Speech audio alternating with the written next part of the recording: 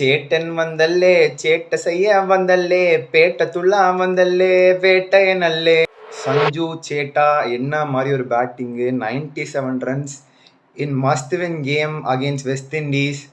சரியான பேட்டிங், கரெக்டான டைமில் பீக்கினா இருக்காரு.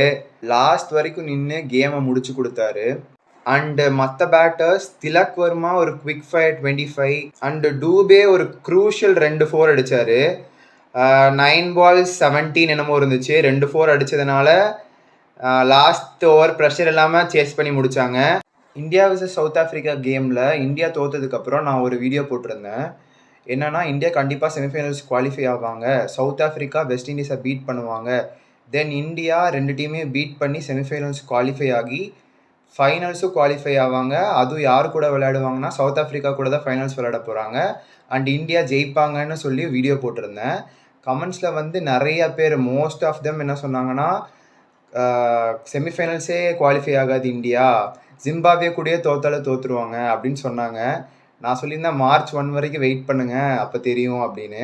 அதே மாதிரி இன்னைக்கு March 1 இந்தியா வெஸ்ட் இண்டீஸை ஜெயிச்சு செமிஃபைனல்ஸ் போயிட்டாங்க. இப்போ நெக்ஸ்ட்டு இந்தியா இங்கிலாண்டை அடிச்சுட்டு வருவாங்க. அதே மாதிரி சவுத் ஆஃப்ரிக்கா நியூசிலாந்து அடிச்சுட்டு வருவாங்க. சேம் நரேந்திர மோடி ஸ்டேடியமில் India vs south Africa finals. அன்னைக்கு இந்தியா சவுத் ஆஃப்ரிக்கா அடிச்சுட்டு கப்பை தூக்குறோம்.